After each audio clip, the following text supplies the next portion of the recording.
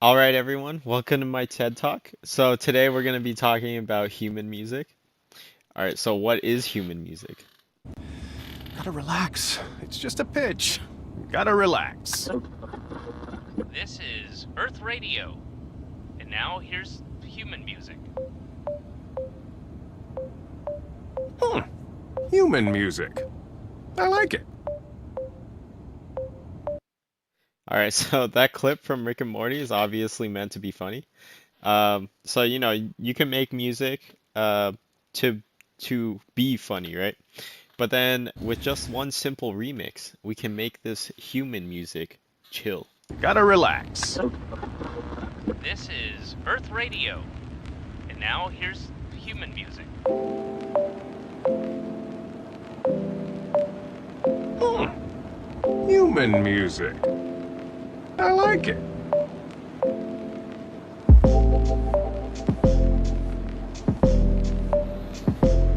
All right, so like this remix, it just changes I completely like the it. theme of the song, right? So now it's not funny anymore, but it's a chill beat to study and relax to, right? So why is music important? Because feeling, okay? Music makes you feel a certain way when you listen to it, right? Pong is really old, and I mean they weren't really thinking about music at the time. They were just kind of making games, so it's kind of unfair. But this is just kind of an example. Repetitive gameplay, no music, nothing's really pushing you to play this game. I mean, it was kind of novel at the time, but with all the games now, who's gonna play Pong, right? So, yeah, no music, boring to play. But here's Pong, but it's lit, okay?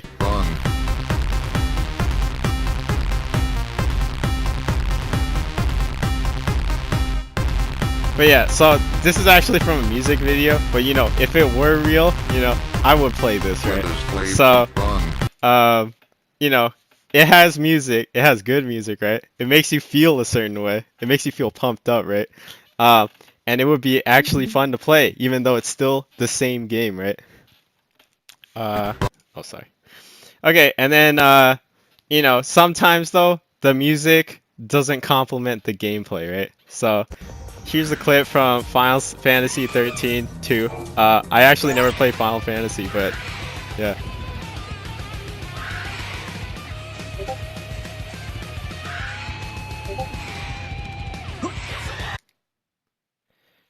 But yeah, so like, heavy metal, right? Like, doesn't really work. Like I found this on a list of worst songs for video games, but it's not bad because the music is bad. It's just bad because it doesn't fit. And then, like if you listen to that music and it repeats on a loop, right? For like hours, and it happens every time you ride on that chocobo, that's gonna that's gonna break the immersion. It's a joke.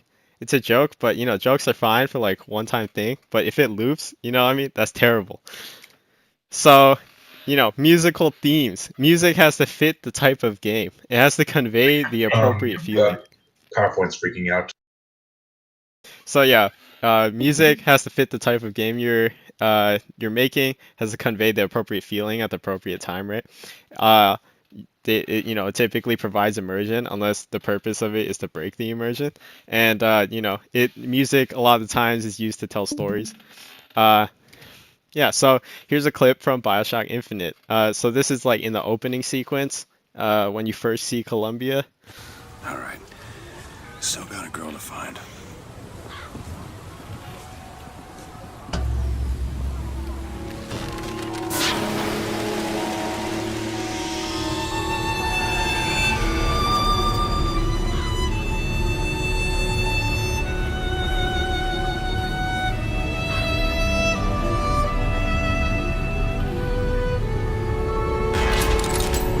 But yeah, so you can kind of hear like unsettling string noises in the background behind the harmonies, and that kind of sets up the tone for like the rest of the game. I don't know if you guys have played BioShock Infinite, but even just from the music, you can kind of tell that uh, the world, like Columbia, isn't as it seems, right? Just because of the music. The music sounds beautiful, but there's an unsettling tone in the background. Um, yeah. And then here's an example of music also telling a story, but in a beautiful way and enhancing like the visuals. So here's Ori and the Blind Forest, one of my favorite games. And here's the opening sequence, like the first minute of it.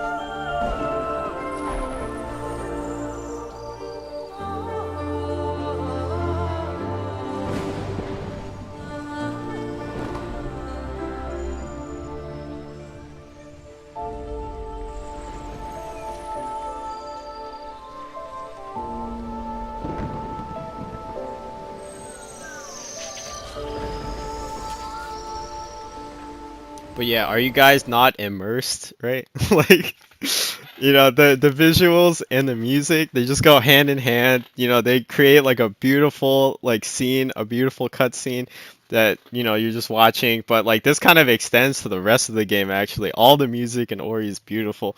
And it kind of, just the music from the intro, it sets the tone for the rest of the game. You're like, wow, this is a masterpiece. You know what I mean?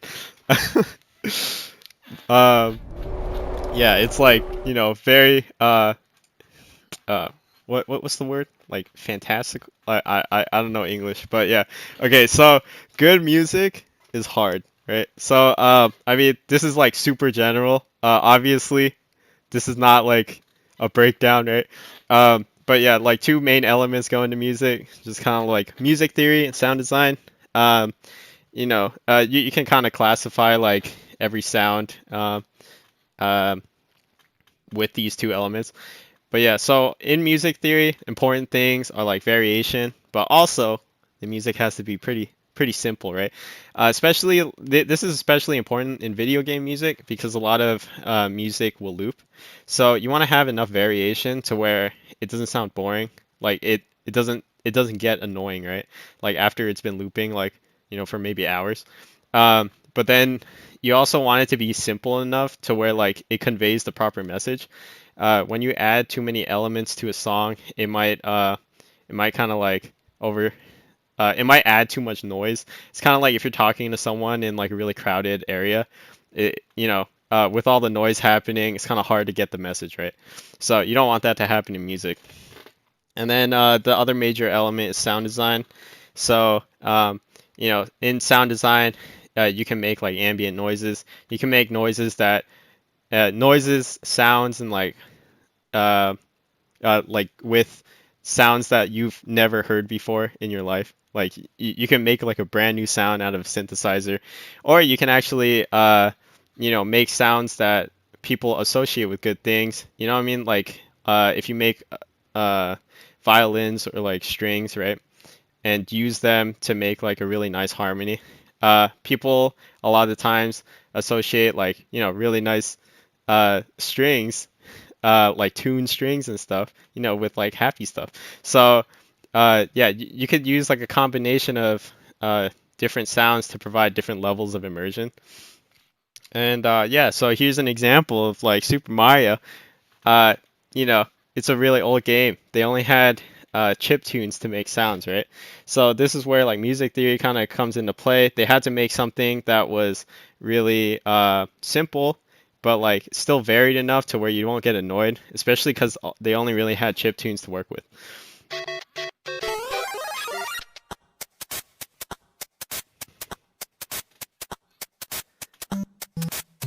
But yeah, so it's like the staple, right? Everyone knows the Super Mario Bros. Theme.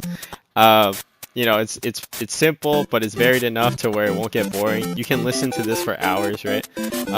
And it was really limited on sound design, so it just made a really simple melody. It sounds good. It sounds good. It makes you happy, right? When you play the game. That's the message it's trying to convey, right? You want to have fun playing video games. Anyway, so and then there's like like music that people typically listen to, like rap beats, right? So here's Drake's non-stop instrumental. And so this is really simple, right? There's not really a lot of melodical elements. I mean, there's like the bass that kind of, you know, it just plays a simple melody, right? And then there's just like a really simple like kick, snare, hi-hat pattern, you know. But it still sounds pretty good to listen to. And then just like the sound design, the crispy like snare, the nice hard-hitting kicks, they kind of add to you know, the message that the song is supposed to convey. And it's like it's just supposed to be, you know, a cool beat. It's supposed to enhance Drake's vocals, right? Um, but yeah. Uh, so good music is hard. Just kind of reiterating. Yeah, you want to have a balance of variation, simplicity, and then for the sound design, you kind of don't want to have too many noises, like overshadowing like other stuff. Anyway, so how do make music, right? Maybe you don't have access to real instruments, or maybe you do, but you can't do every instrument, right? So we have electronic music. Um, so we have digital audio workstations, which are like IDEs but for music, for you software developers, right? So they kind of combine a lot of different elements of creating music or just like working with audio in general. So for example, like recording, editing, producing. Um, Obviously, there's like a lot of programs out there that you can use separately to make music instead, but it's just kind of nice to have everything all in one. Um, they can get expensive.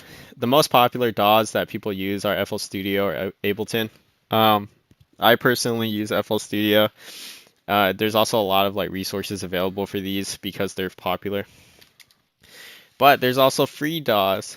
So here's a list that I found. Yeah, honestly, I've never used these, but I know like the popular artist Camellia. I don't know if you guys know of him. He's like this Japanese producer who like makes a lot of like hardcore songs, and like a lot of people make rhythm game maps for his songs because they're lit. But yeah, so you know, you can use whatever you want, right? Like it doesn't really matter. There's no standard for which DAW to use. It's just that you know, these free DAWs, they're less popular, so it's harder to find tutorials, harder to find resources. They all pretty much share the same features, but you might have to you know, kind of figure out how your DAW does the same thing. Uh, with like another DAW, if that makes sense. It's kind of like you know, it's kind of like IDEs, right? So you have like NetBeans, Eclipse, IntelliJ for Java, right?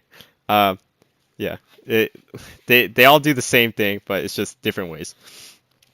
So DAWs pretty much have these universal features. They each have a playlist. They each have tracks. They have mixers, patterns, piano rolls, automation clips, channel rack, and effects.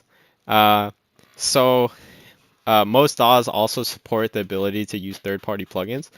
Um, but yeah, so kind of like a brief breakdown of like what each of these do. So like playlists, that's kind of like where you organize the music. Tracks, that's that's another element of organization. I kind of actually, you know what? I'll go more into depth when I like pull up FL Studio for you guys. Anyway, so here's just a screenshot that I took of my friend's project at the UW EDM club. Yeah, things can get really complicated. So he has like over 60 tracks. There's actually over like 120 in this project. So he has like over like 120 elements, all playing at the same time. You know, it can get really complicated, but you know, the more going back to what I said about music theory and stuff, the more complex you make a song, the harder it is to like convey the message. Um, so, I mean, for me personally, I like keeping things simple, but like my friend does a really good job of like making things really complicated, but it still sounds really good. I don't know how he does it. But anyway, so now is the time for me to restream FL Studio so I can show you guys like, you know, just the basic stuff.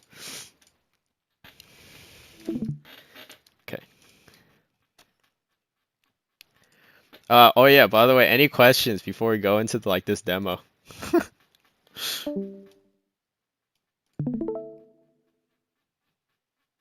All right, no questions. All right. Nah, Oh, so far so good. okay, okay. All right, all right. Yeah, I hope it's not like super jarring, especially with the technical difficulties earlier. And also, I'm kind of bad at presentations, so I feel like I can't control the tone of my voice. But oh well. No, All right, I so love it. I really love it. so here's a project, like a really basic project. I recently watched Beastars, and I'm so into it right now. And so like here is like one of the original soundtracks that are in the anime. It's just beautiful. But yeah, so I was just kind of listening to this, and I was like, this would make a really good lo-fi beat. So I added um I just kind of added a beat on top. So before I go into like explaining the beat, I'm gonna kind of go over the major elements in FL Studio. So like I said earlier, so here's the playlist. This is kind of where you organize all the different sounds in the track for like the whole song, right? So each of these tracks is an element. So for example, like this first element, this is just the original track that I just slapped in here. Um, you can slap in audio samples. Like yeah, you would kind of expect that, right? Because yeah, audio editing. But yeah, so here's just the original track that I just dragged and dropped like from my folder, right? Uh, and then here's like separate tracks or like uh uh it like tracks are just kind of used for organization. I can actually like slap everything on top of each other if I wanted, but then like it would be really hard to work with. So I just kind of separate things on my own into different elements. For example, like these two are just it's just the kick tracks. You can actually label these, so I can like call this one kick and then this one like kick two. But yeah, I don't know. I'm an unorganized person. But and then here's the channel rack. So these are actually where all the sounds are stored. This is so that way you can adjust the patterns. For example, if I here's the kick. This is the kick sample. So it says lo-fi kick 1. So if I play only the pattern or the channel, then I can just make like a simple 4x4 kick pattern. This is just kind of like a different way you can manipulate the sounds. I only really use the channel rack to use the piano roll. So in the piano roll, you can make yeah, like you can like play it like a piano, right? Like you just have all the notes laid out so that way you can make melodies and stuff. Um, yeah, just it's just a piano on the side, and then you can just draw in your notes. And then you can also adjust the length. So, um, you know, if you imagine this like a graph, right? The x-axis is time, the y-axis is the note or the pitch, and then yeah, you just draw on a graph. There's also this stuff down here, which is where you can manipulate like velocity, pitch, release, uh, yeah, stuff like that. Um, I only really use like the velocity stuff. That way I can make things like softer or louder. So let me add just a piano, just like the FL Studio like basic piano. So if I were like, to do like a C here and then a C here and then like make this one really quiet, then yeah, it's really quiet. Wow, who would have thought? So, yeah, like that's the piano roll. Here's the channel rack. So I added this to the channel rack so that way I can play it. Um, you don't really have to add things directly to the channel rack. For example, if I wanted to add this kick, I can add it directly to the playlist. This is just a feature of FL Studio. Different DAWs might have different features. So yeah, and then here's the last thing. This is the mixer. So the mixer is kind of used to adjust the audio levels, but in FL Studio you can also use the mixer to add certain effects. So the snare here, let's use that as an example. Okay, so right here you can see that when it plays, then the audio in the mixer, or like the visualization, right? You see like it hits. Sorry, that was a really bad explanation. But on the left of the channel rack here, so this is actually the snare sound. And on the left of it, you can choose the mixer target. So over here, I routed it to channel 3. So that way, so nothing, no other element in here is routed to 3. So this is the only thing that plays, right? It's just routed to 3. So if I want, I could add like super reverb to the snare. So this is the effects chain. It's called a chain because the effects will happen in order of how you put it from like top to bottom. So if I put reverb here, and then I put like this like overdrive thing. So if I turn up the preamp, it's gonna make this like ear rape. Including the reverb. But if I put it over here, here, I'm gonna make it quieter. Then only the actual sound of the snare is ear rape, but the reverb isn't. Yeah, so this is the effects chain. You can add a lot of different effects. There's a lot of different effects that are built into FL Studio, but you can also add third-party plugins. So yeah, so like Camel Crusher is a third-party plugin. It basically just distorts the sound and makes it sound like literally the way I describe distortion is just ear rape. So so okay, you know, sometimes a little bit of ear rape goes a long way. Oh, it you know, it helps. Um, okay, so now that I kind of went over like the basic features, on the side here, there's also samples, sound samples and stuff. So I have a lot of different sounds here. Like these are just a lot of these are from like different sample packs. So I like Cymatics. They have a lot of really good free sounds that like royalty-free sounds that you can use. And like, you know, they have kicks, they have like hi-hats, stuff like that. But I also have like a lot of sounds from a lot of different stuff. I even have like a Overwatch folder where these are just all the Overwatch sounds. I just kind of rip them, right? So yeah, you can use sounds from like anything. IDEs are really versatile. You can just drag and drop stuff. For example, if I wanted to add Bastion, just drag and drop it here, and then now it's in the song. Oops. But yeah. Anyway, so I'm gonna actually play through just this really simple beat that I made really quick for you guys.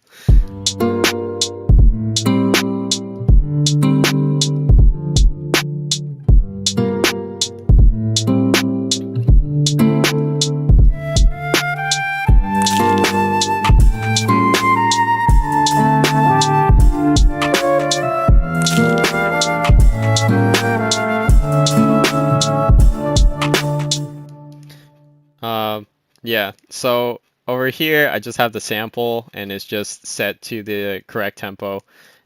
This song is actually in 3/4 time, but then I just kind of adjusted it for 4/4 time. That way I can add the beat on top. That is just kind of like basic music theory. I played the piano in elementary school and now I can't read sheet music. So you don't need music theory to produce music. Um, I mean, you might need it to make things sound really good, but you know, so like samples help a lot.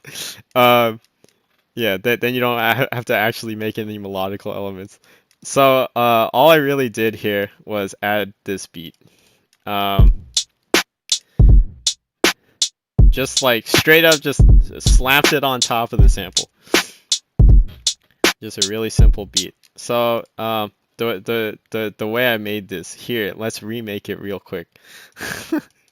So like I said, you could just slap stuff on the track.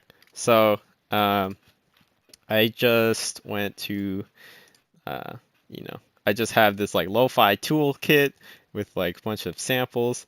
Um, you know, I just slap it on here. You could just slap stuff on here.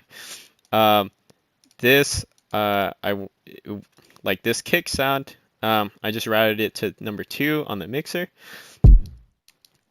Um, yeah, and then we I just you can kind of just arrange it um, for however you like, right? So here's just kick, snare, and then you can copy and paste a bunch of times.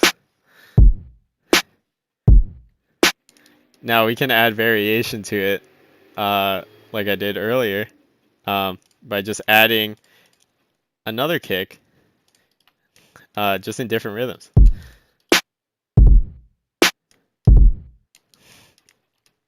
Um, or I could put it here, and then add like another rhythm right here. That doesn't really sound good, but you know what? It's okay, because this is all experimentation. Um, yeah, you just kind of like move it around until it sounds good. I don't know what else to say about that. But uh, yeah. Okay, so going back to the mixer, I might as well talk about that. Sorry, I'm kind of disorganized. This is mostly like improv. But okay, so the kick here, I actually have it routed here, right? But there's also this really cool thing that you can do, which is side chain to this track. So what side chaining? Here's just like a one of the first things that you might learn when you're producing music is side chaining.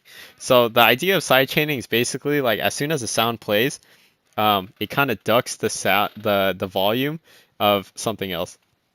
So this kick, when it plays, it will make the sample here. I have the sample with adjusted tempo routed to track 1. So when the kick plays, it's gonna make this quieter, and it's using this effect, which lets me sidechain. So if when I add the kick to sidechain to track number 1, then I can select the sidechain. This is basically sidechain from. So this is sidechaining from the first track that is routed to this track. It's a little confusing. And then here's like the volume levels of the sample. So as it plays, whenever a kick hits, it'll duck the volume. And then here's without sidechaining. And then here's with chaining.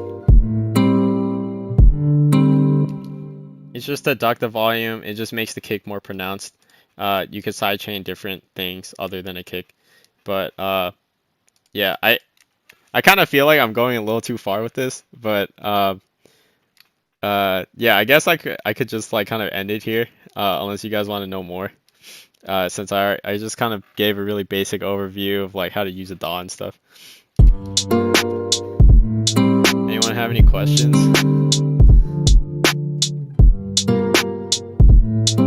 Yeah, I do. So, I've seen people like do like covers of other like EDM songs. Like I've seen like people like do covers of Aphex Twin. Would you like recommend that as like a way to like learn how to create your own songs and kind of like dissect other artists' songs? Like I know that in art, like in a visual medium, you do like master copies, right? To kind Yeah. of be in the artist's shoes and like see how they made like creative decisions and stuff. So would you recommend the same thing in terms of like creating, like trying to recreate someone else's song and then later applying that in your own work? Yeah, definitely. Yeah, that kind of idea kind of goes into like learning like anything, honestly. It's just like Yeah, copying first, kind of get an idea of how they made these things, and then you can use those same ideas in your own music. right. Yeah, like for me, whenever I make stuff, it's just kind of I just kind of use like techniques and stuff that I've just learned over the years, either by remaking tracks or just watching tutorials, right, on YouTube. So yeah, it's pretty important to copy first and then make your own stuff. I actually Yeah. have yeah, I actually have like a few projects where it's literally just me trying to dissect how they made like the song. So for example here, I don't know if you guys have heard of Dark Cat's song Bubble Tea. So I'll just play like a short snippet here.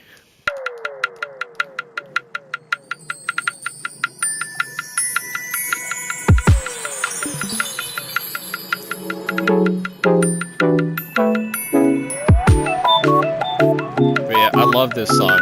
And so like I was like, wow, I want to learn how to make melodies. So I tried to kind of recreate that beginning portion to try to get an idea of like how they made or how Dark Cat made these like chords, how they made like the melody, stuff like that. So this is just kind of like my bad remake.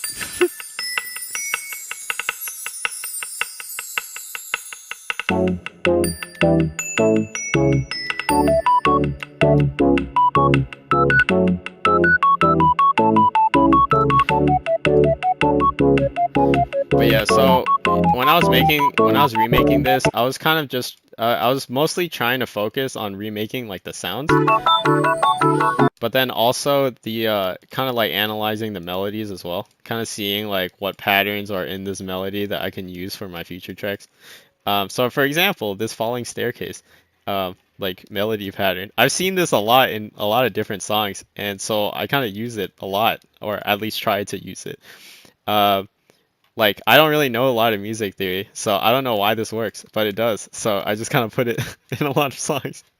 For my journey through music, I've been kind of doing it like on and off for like years since like middle school, and since I never really had like fundamentals or anything like of like music theory, it's just been a lot of experimentation for me. Honestly, I feel like the fastest way to learn though would be to get like a more structured learning. Maybe like get a book or something, read a book on like basic music theory, basic sound design. Maybe get like a structured course on FL Studio. Um, because honestly, fundamentals are so important. Like you could probably get to where where I'm at in probably like a year or like a few months, honestly. But yeah, this is just yeah, yeah, the staircase. Uh, yeah. Sorry, Katie, but yeah, yes, copying is important. Awesome. Yeah. Thank you. Clone it till you own Mhm. True. it. That was great. I really love that. So with your Beastars remix there, you were just kind of layering on Yeah. notes. Do you ever like change the original track, or how's your process with that? Like, Yeah. Do you mean like kind of like making my own original stuff? well, it just is the remix because I've never really understood how remixing works. Frankly, I've always thought it was Oh, really that's what you mean. interesting. Okay, so Yeah, like it seems like is it always just kind of adding stuff to it, or are you ever gonna like do you ever change the underlying track, like manipulate? yeah, so for remixes, it's just kind of like whatever your goal is. For this, I wanted to just keep the original sample, not gonna lie, because it just sounds so beautiful, and I just wanted to just add a beat on top. I'll probably do more to this, just to like see what else I can add to like make this sound fuller, make this sound more original, right? Um, but yeah, it honestly remixing is just kind of like to how you want well, what message you kind of want to convey. So I guess I can show like a different remix that I made for like a remix competition real quick. Let's see if I can find it. Let's see. There it is.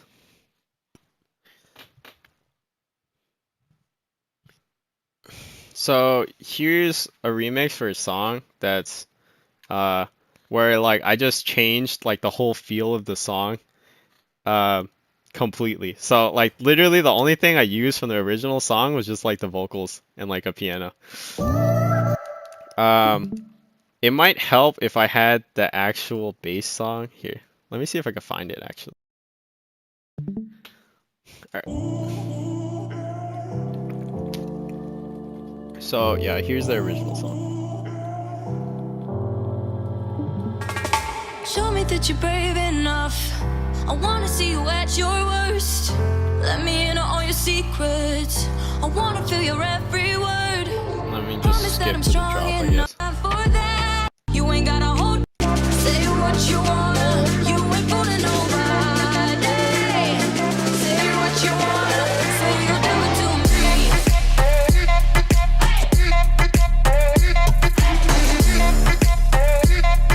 Say what you wanna. Say you'll do it to me. But yeah, so yeah, it's pretty like clubby, I guess. If that's a way to describe it. And then here is my remix of it.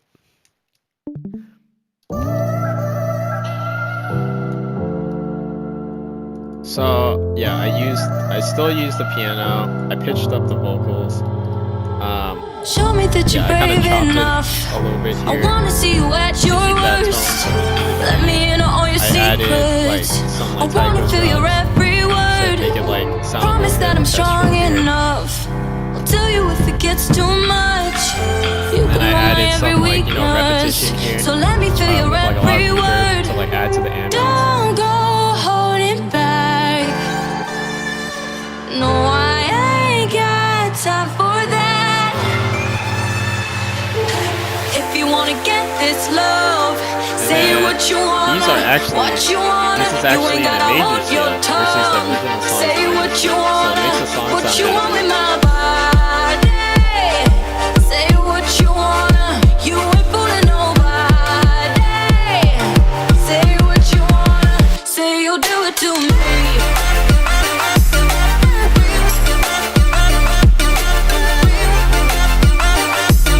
Say what you wanna. Say you'll do it to me.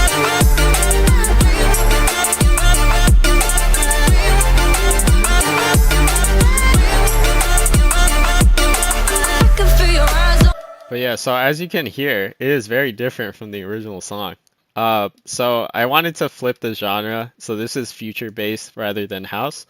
Uh, and yeah, it uses a major scale instead of a minor scale. So that's kind of yeah, music theory stuff. Yeah, this is just an example of like I guess like a more proper remix rather than like a flip, I guess. When people just like straight up add stuff to a song, they typically call it just like a flip.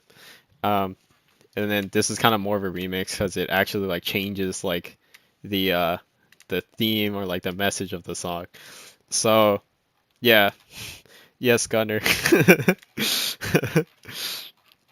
Yeah, it's just kind of based on what you want, right? Music's very creative. Well, this is really cool, dude. I took a lot of notes, and I feel I don't know. Is Fruity Loops is it paid software?